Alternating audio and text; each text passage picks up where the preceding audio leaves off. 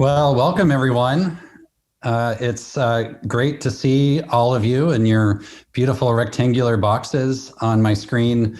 What a great turnout. And I'm so thrilled that we're able to continue doing these Walter Orr Roberts public lectures, albeit in a different setting, but bringing in lots of faces and names that don't always get to join us when we have them in person. So thank you for making time in busy and hectic lives to be here with us for tonight's lecture.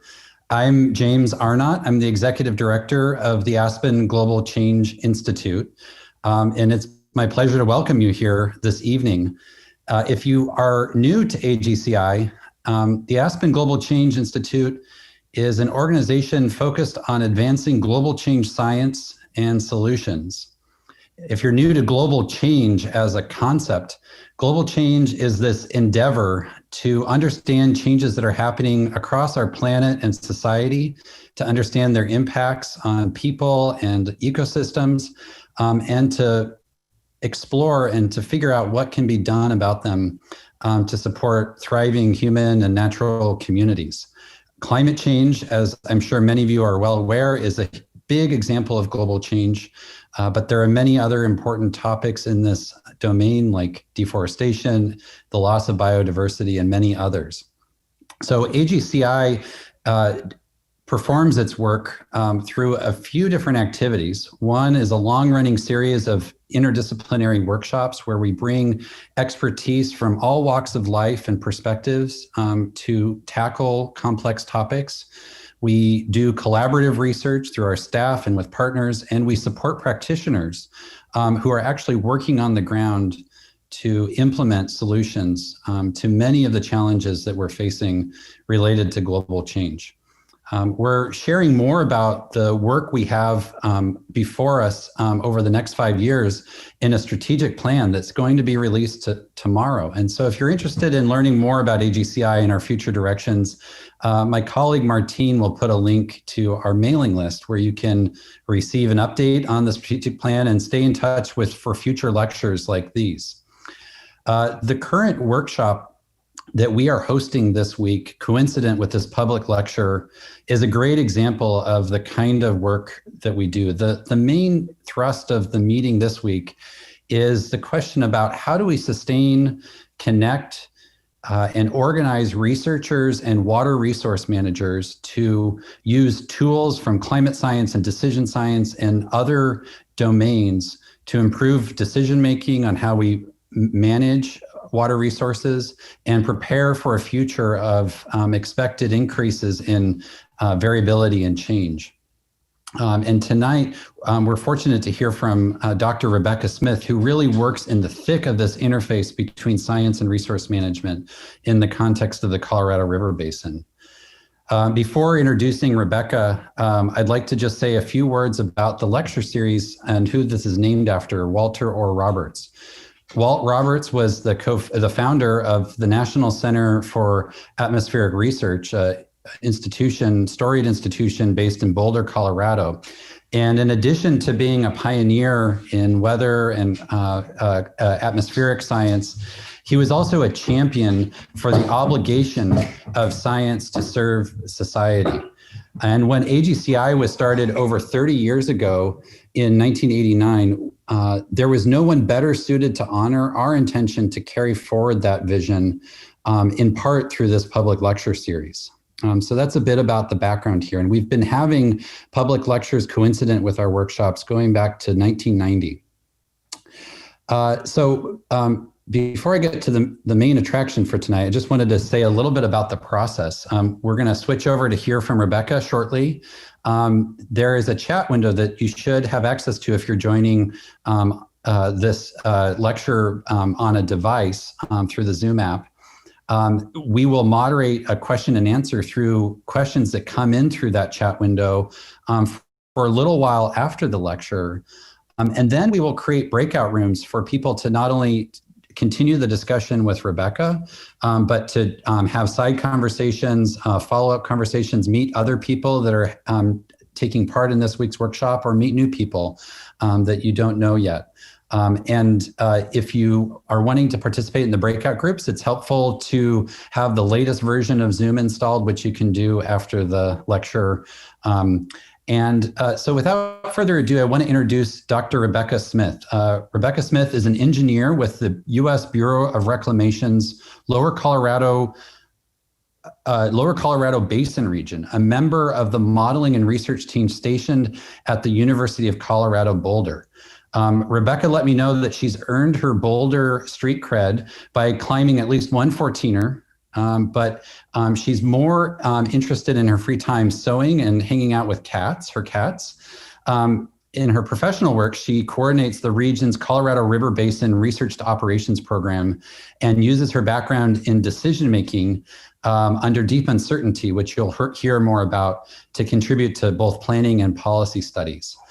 So without further ado, let's give a raucous and warm welcome to Rebecca Smith. Over to you.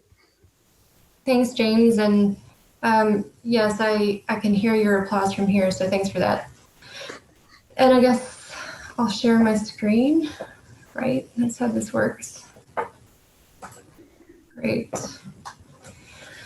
Okay, well, thank you for that intro, and thanks for hosting this workshop, and thanks for everyone joining us tonight. I am really excited to have your attention to talk about a couple of my favorite things, which are long-term planning in the Colorado River Basin and how deep uncertainty makes that challenging but fascinating, and opportunities for innovation.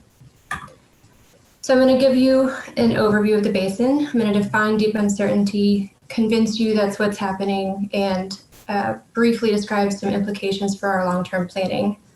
Introduce some concepts that underlie decision-making under deep uncertainty, or DMDU methods, and then describe recent reclamation studies that employ DMDU techniques. So it's going to be a whirlwind, but hang in there. So the Colorado River Basin is a really big, important basin and a really important river to the western U.S. and 2 states in Mexico. And it supplies water to over 40 million people, irrigates over 5 million acres of agriculture, and supports other resources like environment, recreation, hydropower, and culture. It serves entities and agencies and resources within the hydrologic basin, which is outlined in black on this map, but it also gets transported outside the basin to support cities and farms in those red shaded areas. The basin is governed by this complex set of laws and policies called the Law of the River. In 1922, a compact created the upper and lower basins and allocated 7.5 million acre feet to each basin. And this point, Lee's Ferry, Arizona, is right at the outlet of what we consider the upper basin, which is in parts of Colorado, Utah, Wyoming, and New Mexico. And then the lower basin is generally considered to be Arizona, Nevada, and California. In 1944, a treaty with Mexico allocated an additional 1.5 million acre feet to Mexico. And these numbers don't mean anything to you yet, but if you're keeping score at home, that's 7.5 times 2 plus 1.5 is 16.5 million acre feet allocated. And that Lee's Ferry, Arizona point is important for policy and political reasons, but it is also hydrologically meaningful. So 92% of the flow in the Colorado River Basin originates above that point, mostly from melting snow. And we talk about Lee's Ferry all the time. It's this proxy for what's the system doing, how is it dry, is it wet, is it average? So Lee's Ferry annual flow is going to be scattered throughout this presentation. Starting now, we have a really high amount of variability from year to year. You can see this line is just squiggles. It goes up, it goes down, it goes up. And that black line is our long-term average from 1906 to 2020 at about 14.7 million acre feet, which is less than 16.5 million acre feet. So we are overallocated.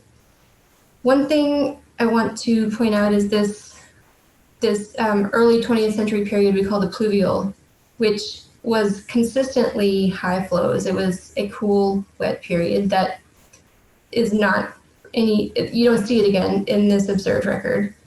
And also, since 2000, we've been in a drought, and a really bad one, maybe second worst in a tree ring record. So that's what's covered in that box. And it doesn't mean that we haven't had some high flows, but there's been a lot more flows below that black line, and the deficits are adding up. Even though we have an extremely variable flow, it was fine because we had a lot of storage. Lake Powell sits right above Lee's Ferry, and Lake Mead sits below Lee's Ferry, Grand Canyon, then you get Lake Mead. And between the two, we have over 50 million acre feet of storage, or over 4 times our average annual flow. And that was great. This is a figure that shows combined Lake Powell and Lake Mead storage starting in 1937 when Hoover Dam, or when Lake Mead started filling behind Hoover Dam. And then in the 60s, Glen Canyon Dam closed and Lake Powell started filling. And, you know, it was gangbusters for a while. But then the drought of 2000 going forward hit, and we lost over 50% of the storage that was in the system.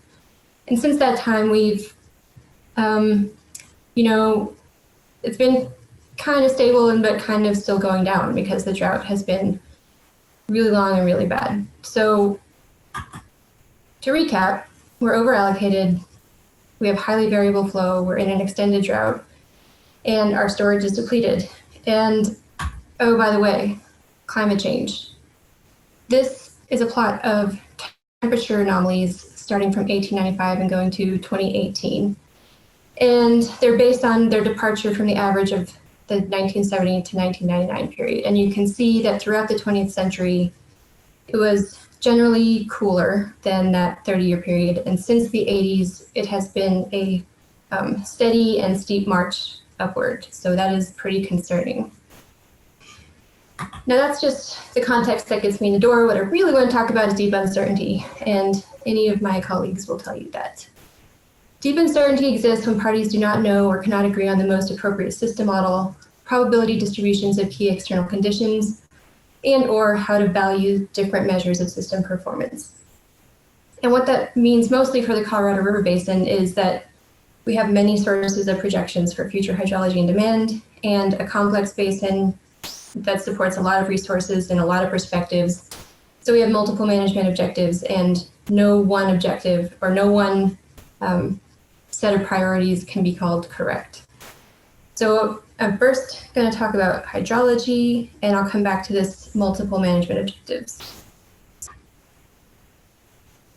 All right, we have a lot of sources of hydrology, as I said. First, we have our observations.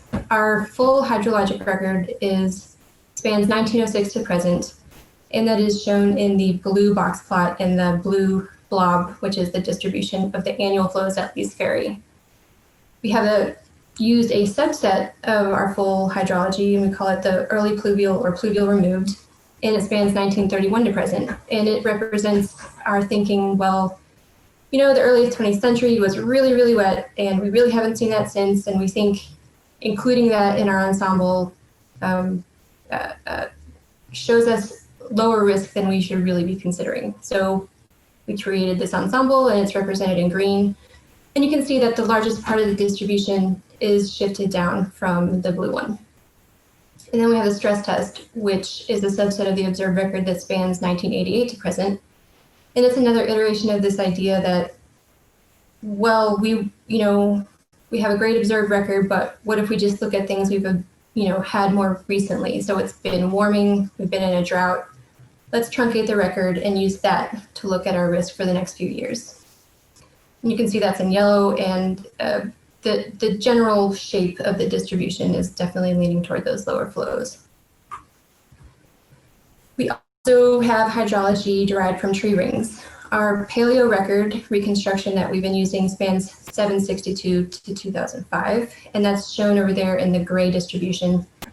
And you can see that there's a lot of variability in the annual flows, and they go a little lower than our observed record. But what you can't see in this view of it is that there are a lot of drought sequences and high flows that aren't represented in our instrumental record. So we get a rich variety of ways that hydrology has played out in the past. And then we also have a paleo-conditioned ensemble, which is combining a statistical sampling technique with those sequences, the high and low flow periods from the paleo record to provide an additional set of hydrologic traces to give us a variety to test the system. And finally, we have hydrology that is derived from downscaled GCM projections. CMF3 coupled model intercomparison phase 3 ensemble is shown in red, and it's high. The high end of that distribution is really, really, really high, far higher than anything we've observed. And that is interesting. The rest of the distribution of annual flows is kind of squiggly. It's all over the place. The largest part of it is lower than what we saw on the observed record. Then a new generation of climate models came out. We have done a study to downscale those, some of those model projections in a few ways, and this is showing one iteration of that in the CMF5, the green teal color. And you can see that the high end got even higher. The shape of the distribution looks similar to CMF3, but if you look at the box plot closely, you can see that the median is significantly higher. And so, you know, models within CMF3 don't agree with each other. Models across CMF3 and CMF5 don't agree with each other. There's no clarity about, you know, what climate projections show for the Colorado River Basin. And that's not surprising, and it's not something we expect to change, certainly not in the near future, maybe not ever. But the main point of this slide and the things I've been saying is that we have a bunch of different ensembles. The distributions all look different. They come from different sources, and we've used them in various combinations for different studies that served different purposes. And that all lends itself to this idea of there's no perfect ensemble. We don't know what's going to happen. And, you know, we're just mixing and matching and picking and choosing. And science isn't going to solve that problem. So, yeah. Now looking at what does it mean to put a different ensemble through our systems model.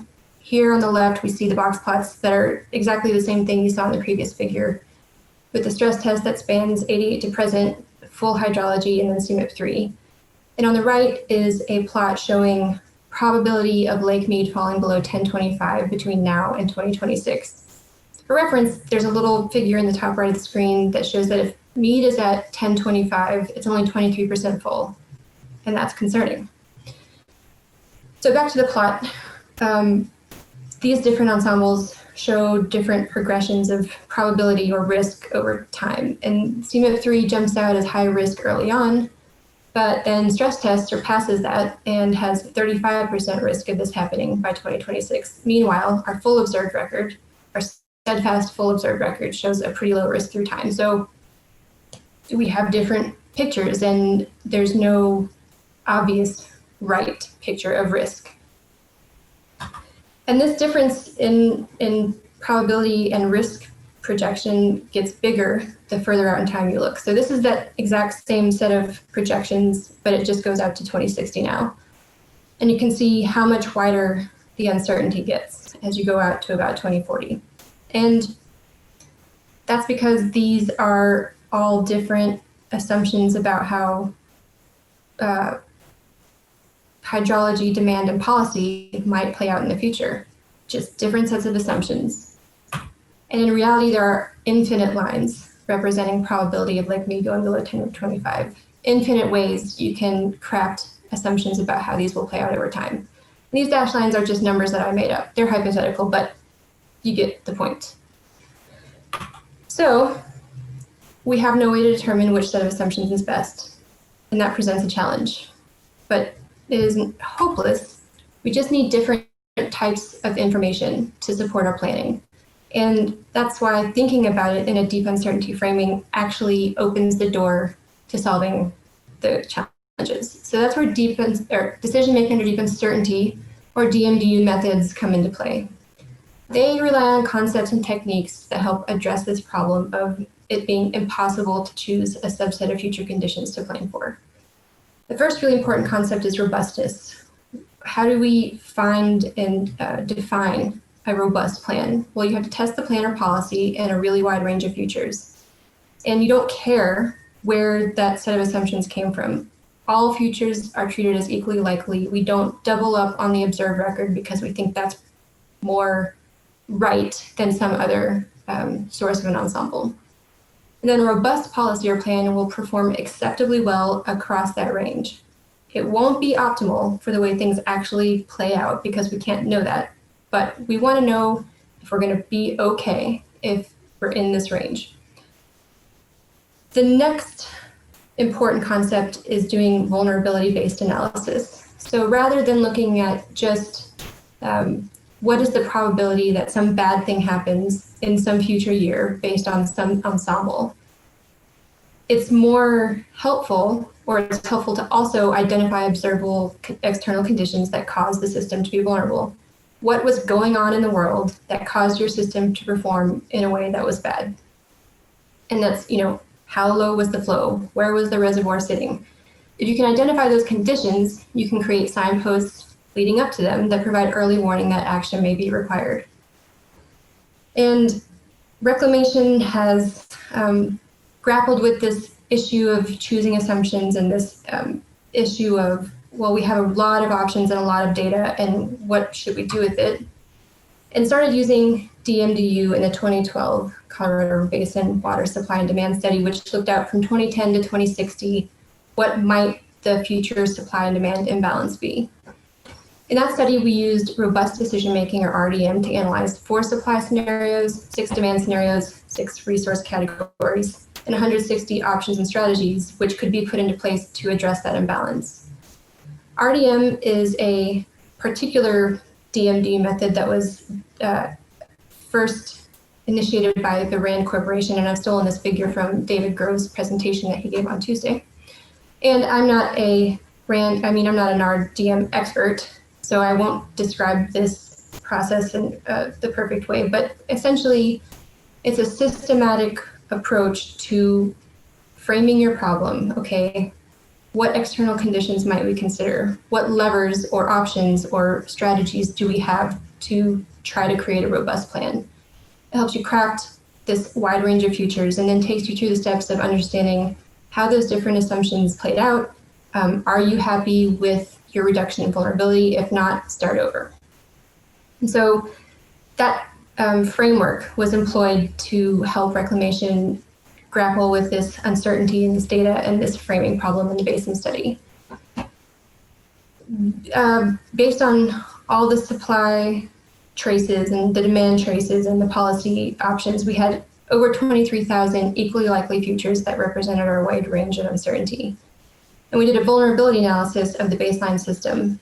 And I'm going to say a lot of things and they have relationships to each other, and I'll show you an example about it later. But so we defined a reliability metric. What are we tracking in our system to tell us how the system is performing? So we want to keep Lake Mead above elevation 1000. Okay, what's our threshold for saying, oh no, the system isn't performing well? Okay, so if Lake Mead goes below 1000 in any month, we're vulnerable. Oh no.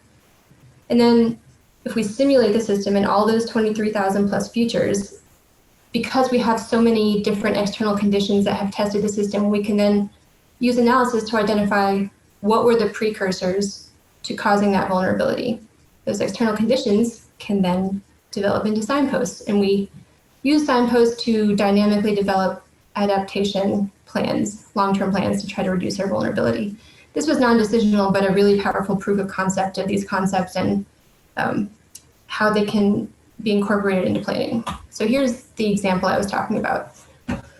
What do we care about? Lake Mead staying above 1000. What's our threshold? What's our pain threshold? If Mead goes below 1000 in any month, we're in trouble. Okay, so we tested that baseline system and we found that if the long-term average annual flow at least vary is below 15 million acre feet and the lowest 8-year drought is below an average of 13 million acre feet a year, Lake Mead is likely to have been put under 1000. And this figure represents what I just told you. On the y-axis, you have the long-term annual least vary average. On the x-axis, you have the driest 8-year period. And the gray box bounds those two values, 15 million and 13 million. And you see plotted all over the box these dots that represent different hydrologic traces, almost 2,000 of them. And why are they different colors? Because they came from different sources of hydrology. And the important thing that's being captured here is that we didn't choose just one ensemble, and not just, if we chose just one, we might not find the conditions that cause vulnerability. And any one of the traces in any ensemble could cause vulnerability. So that's why they're different colors and why they're scattered throughout both the white part and the gray part. All right, so we found the vulnerable conditions and created some signposts, and then did some modeling to put in place options and strategies, which resulted in a plan that reduced the region to which we're vulnerable. So now we have red lines at 14.5 million acre feet and at 12 million acre feet. The box is now smaller. Our system is less vulnerable because we were able to foresee those external conditions and put things in place to be prepared. Okay, so I mentioned those multiple management objectives and how that's an important component of defining deep uncertainty. And here we have an obligatory photo montage depicting the many resources supported by the Colorado River. And what that translates to in planning is that we're looking at multiple objectives. We want to deliver water, but we also want to store water. And we want to release water. We want to increase flows, but we want to reduce flows sometimes. And we want to save space in the reservoir in case we have a flood situation. So these are conflicting. Different parties have different priorities about these different objectives. And so it's impossible to define optimal performance. And to kind of help reduce or shed light on how we can address that issue, we did a research study that employs many objective, robust decision making. This is that same RDM wheel, and I've taken liberties by adding an arrow in a box, which I will describe. We used a multi-objective evolutionary algorithm, or MOEA, to efficiently search for policies that strike different balances between those different objectives. And it's not a black box, it's not some magical tool, it's just an intelligent search engine that tests thousands of policies instead of, a planner by hand in an ad hoc fashion, kind of crafting policies and seeing what happens and then crafting another policy. This makes it more efficient, and the algorithm can, keep all of these multiple objectives in mind, whereas you would be throwing darts at a 10-dimensional dartboard with no labels. So the result of using an MOA is that we get this set of policies that illuminate how well a system can perform from these different perspectives. I mentioned a research study, and it uses an MOEA and covers parts 1 and 2 of the robust decision-making process. So, searching for a robust operation of Lake Mead, we linked the MOEA to our trusted system model to search through thousands of policies and generate alternative Lake Mead operations. What is a Lake Mead operating policy? It's essentially a set of elevation thresholds that define tiers, and most importantly, in dry conditions, shortage volumes associated with those tiers. So the lower the reservoir goes, the higher the shortages go.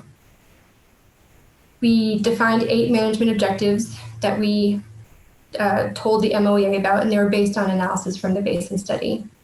After searching through thousands of policies, the MOEA returned 751 policies that said, okay, given all these different perspectives and these different objectives, here are the best ways you can perform in a balance of those.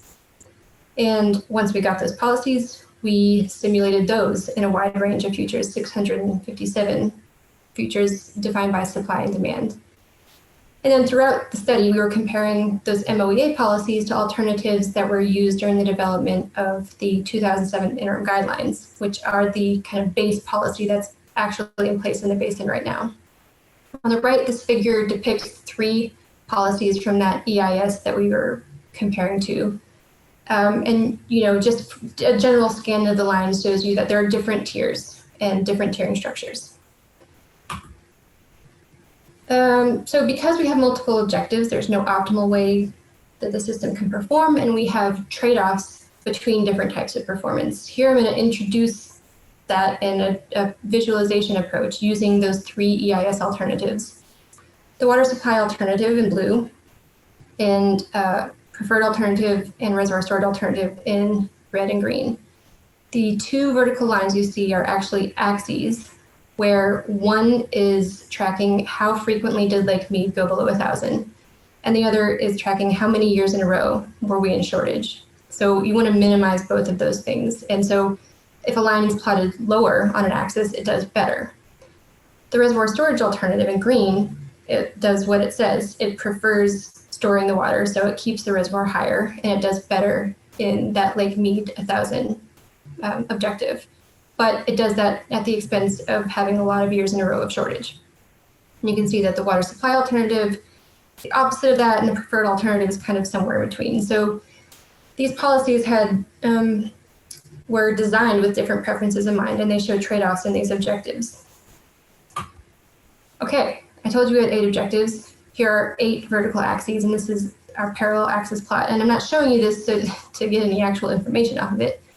I'm doing it to prove a point, which is that if we ask the MOEA to search and find high-performing policies, it fills in all that space that the other policies left.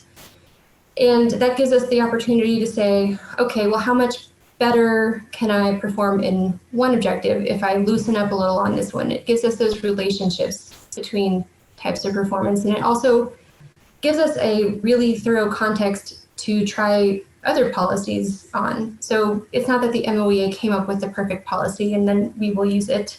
It is more like, here's how well the system can perform. Here is the universe of trade-offs. Now, are these interesting? Would you like to try something else?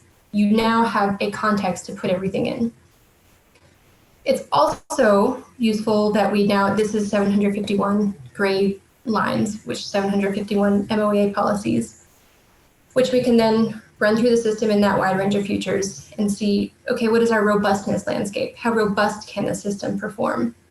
And track any other policy based on what the MOEA found. And that's what's represented in this slide. The policies from the MOEA are gray, and everything is ranked from highest robustness on the left to lowest robustness on the right. You can see where the 3 alternatives kind of track all across that range.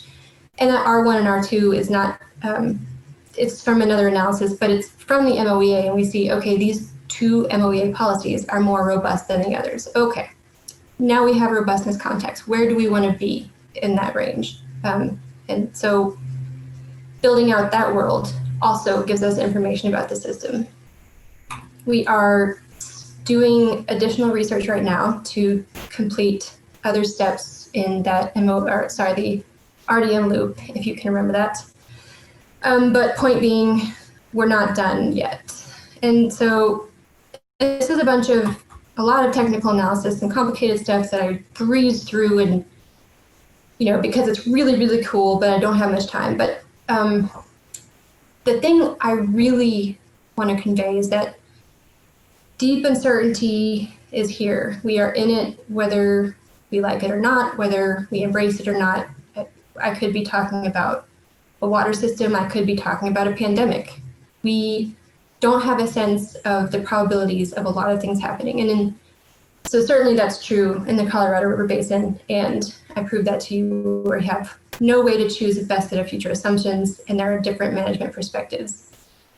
But if we frame things in terms of deep uncertainty, that opens up this world of DMDU methods that can help us grapple with it and give us more information about our system. And finally, reclamation is onto this. We have used DMDU methods. We're continuing to explore them, and believe there are powerful tools going forward. So if I could just keep this slide up for the rest of the time, that'd be great. It has resources that are really important to support my talk, but also just really important in general. A link to the Basin study. We have a reclamation research program, and that's the website.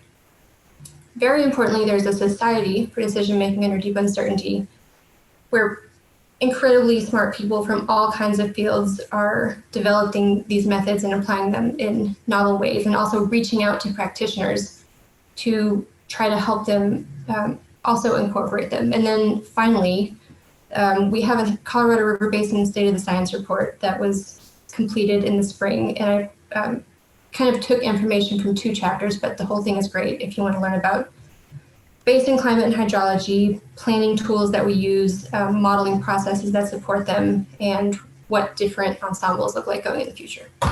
So, thank you very much.